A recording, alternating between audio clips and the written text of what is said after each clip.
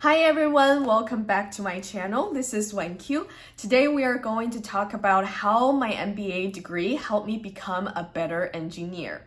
If you're also an engineer or an engineering student and you're thinking about getting your MBA degree or just going to a business program, then this video might be for you. A little bit of background for myself. I actually just graduated with my dual degree in Master's in Civil Engineering and my MBA degree from University of Illinois at Urbana-Champaign. Before I go into the content today, please hit a subscribe and turn that notification bell on. It helps me so much, motivates me to make more content for you guys in the future. Essentially, my MBA program made me see the world from a much wider perspective. It helped me gain so much skills. It helped me land a better job. It helped me stall my graduation so that I can do more internships and figure out exactly what I love to do. It opened up so much opportunity for me to expand my network into different realms, different industries such as commercial real estate, construction consulting, general contracting, etc. It helped me build so much relationships, friendships. Here is the journey of how I became a better engineer with my MBA degree. I started my civil engineering education journey when I was in undergrad. I went to one of the best engineering universities in China and dived myself right into those engineering hardcore courses. I started learning mathematics, physics, theoretical mechanics, material mechanics when I was a freshman and a sophomore. Slowly, I realized that I gave up a lot of the other personalities, other skills that I could potentially have. I did not even took any of those general education classes such as music, art, philosophy, economics, any of those classes. And slowly I found that my thought patterns and my way to approach the world and the way I approach life became very engineer-y. So what that means is internally, my thoughts became very logical, rational, and I am very detail-oriented. I think a lot about optimization and perfection, and the practicality comes first when I design things, when I approach things. So slowly, I lose a lot of the other personalities and other traits such as creativity. It's hard for me to understand abstract things. I slowly grow poor in my communication and leadership skills, and I also undermine aesthetics. Externally, I found myself limiting my interaction only with the civil engineering students, professionals, professors. In terms of my career path, I limited myself to choosing, between structural engineering, construction management, transportation, which all falls under the civil engineering realm. And as I progressed in my education, I found a lot of the things in structural design is not what I actually am passionate about or good at. So I started doubting myself, and the possibilities are becoming narrower and narrower as I grew into, my senior year, my junior year, and so I come to the United States. After coming to the United States, I found so much autonomy and freedom to choose different classes, to choose different majors after I came here, and I ended up applying for an MBA degree and start going to business school. And within the MBA degree, I found that it helped me in two aspects. First aspect, it helped me become a more well-rounded engineer. It helped me gain a bigger perspective. It helped me understand how things work outside of engineering and outside of the industry and maybe perhaps the world. And it reflects on how I deal with things and how I approach things differently than other engineers. So a lot of us may know, or if you don't, engineers have our own stereotypes. From other people's perspective, engineers can be, first of all, stubborn. And this basically comes from the fact that we always seek that perfection. We always seek that optimization of things. We always think that there is only one answer to things, and that's how the education was set up. We always were given all the restraints, and you're going to find out that one correct answer, or you are given like different restraints, and then you have to find out the most optimized solution. Engineering education prepared us so well for that. But however, that's not how the real world works. And if you go into corporate world, if you go into business world, a lot of the times, as soon as you meet the requirements, that's all we wanted. The purpose of the project can be very different from the project that you are doing in your engineering school. And sometimes as soon as, the structure is safe, it's within the budget, you're good. But like in the engineering, in your engineering project, you probably want to keep reducing that budget. You want to keep using less concrete to make that structure, or you want to make it more perfect. You want to make it more optimized in terms of the space, etc. But that's not how it works in real life. And maybe the real life, there's a quick turnaround. The ownership has a very different ask than what you think. So these are just examples of how engineers can become more stubborn as they go into corporate world. And second is they are more detail oriented. Sometimes they forget about the big picture.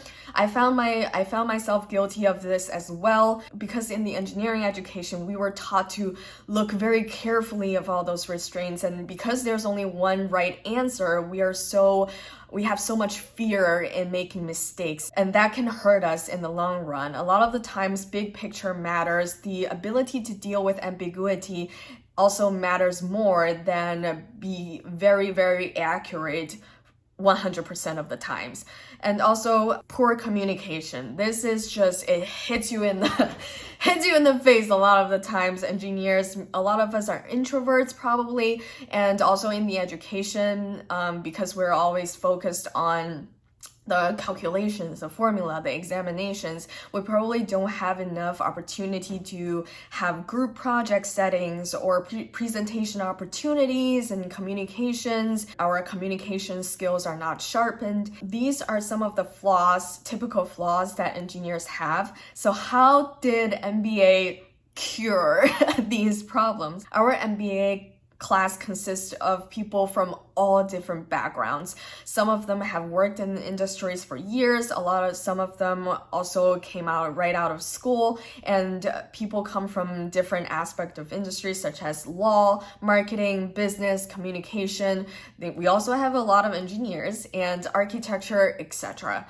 And you are just put together with these people, and for example, we have a lot of group projects, one of which is group consulting projects, and we work with real world clients to solve business problems.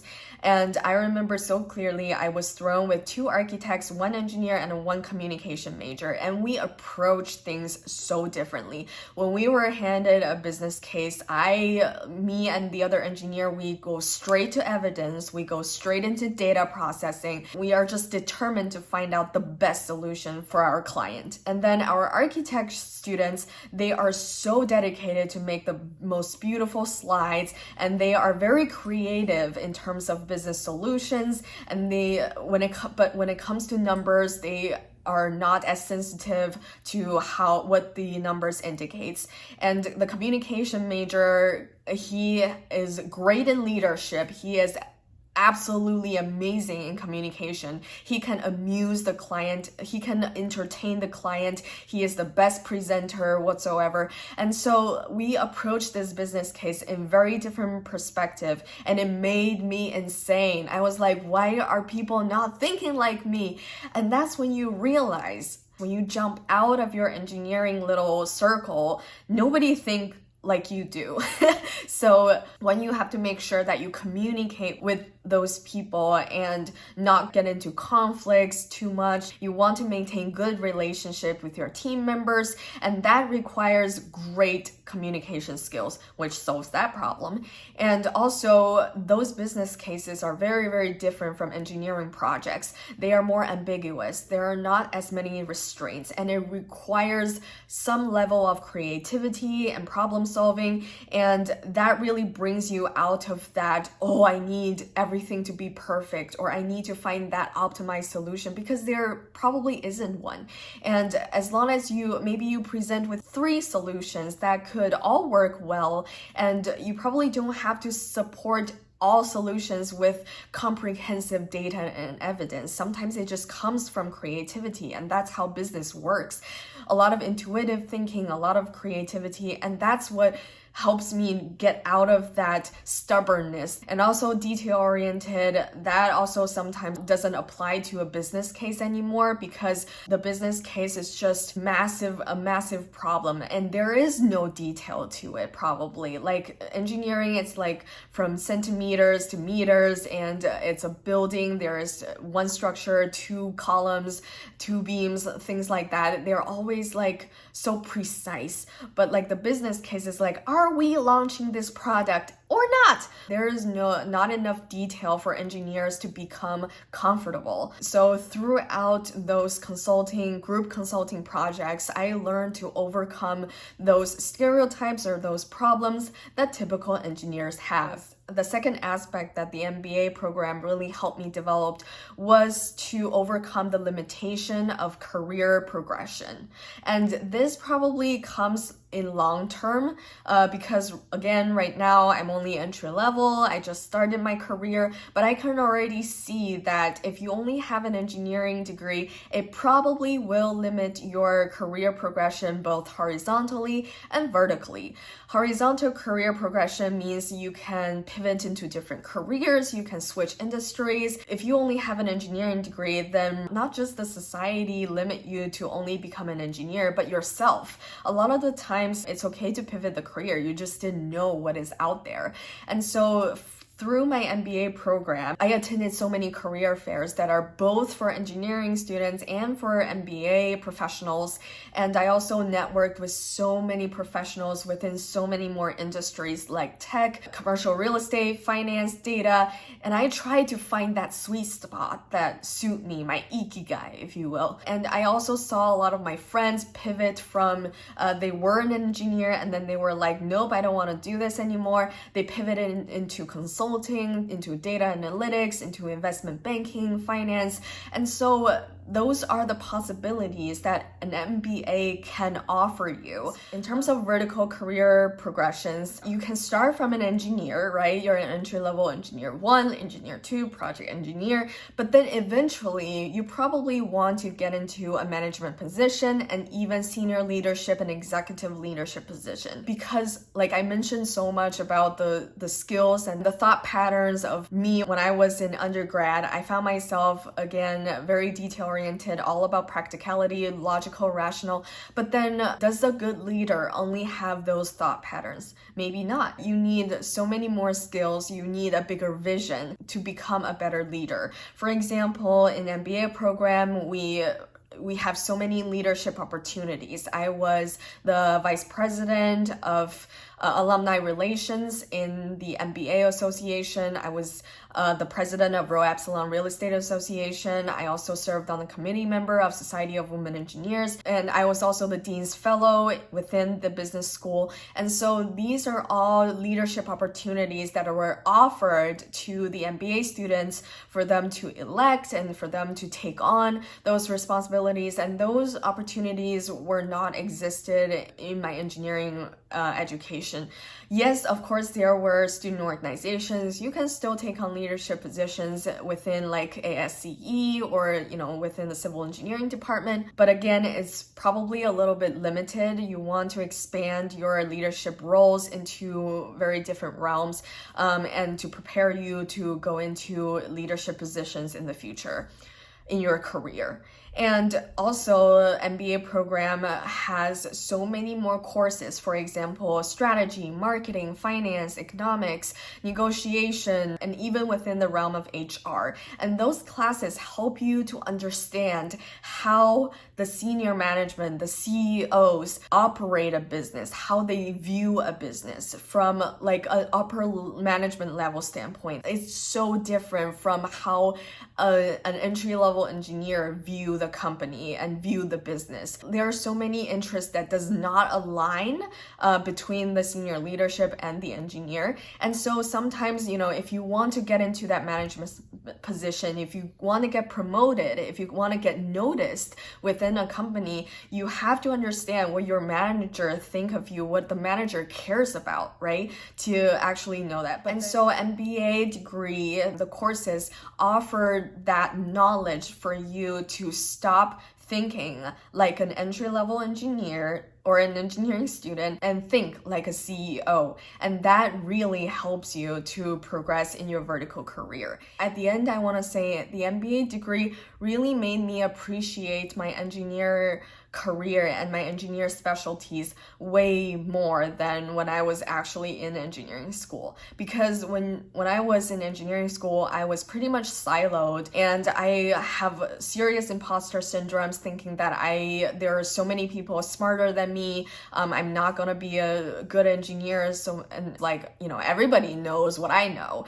And so when I go into MBA, I have so many, friends and colleagues. They just are fascinated by my specialties, by my technical skills in terms of data interpretation and my knowledge in terms of building structures, construction management, and they think it's so precious. And it goes the other way around. Like, I think their specialties are just amazing. A lot of them have so much creativity that I feel like I could never get, but in the end, you learn from each other. And by learning from each other, you become a better, well-rounded person. And I use that word a lot, well-rounded. When I go back to my engineering school, I actually did my MBA in between my undergrad and my master's civil engineering. So after I did my MBA degree, I went back to my civil engineering department, finished up my master's degree in civil engineering, and I realized that I am not the same person anymore, and I have so much appreciation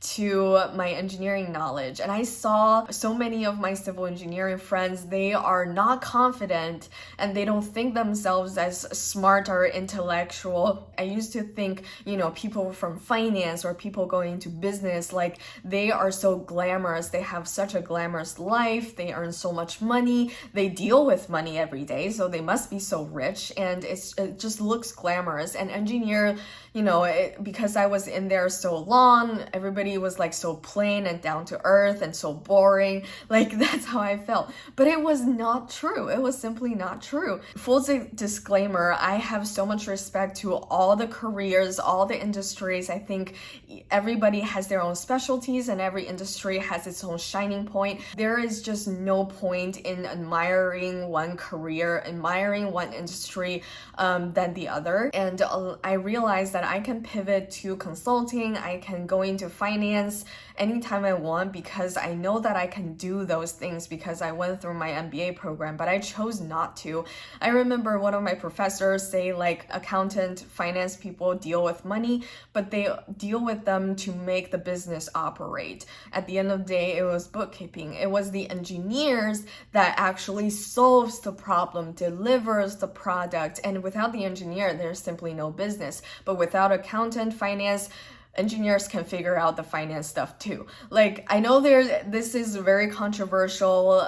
Like, again, I have so much respect to accounting, finance people, but as an engineer, I want you to know that you have a specialty that other people don't have, and there is simply no point in thinking less of yourself. Now I take so much pride in my civil engineering specialty, and I decided to come back and still pursue my construction management career path. That's all I have for you guys today. Hope you enjoyed my content. And again, please subscribe and turn on that notification bell. And it keeps me motivated to make more contents for you guys in the future. Thank you. Bye.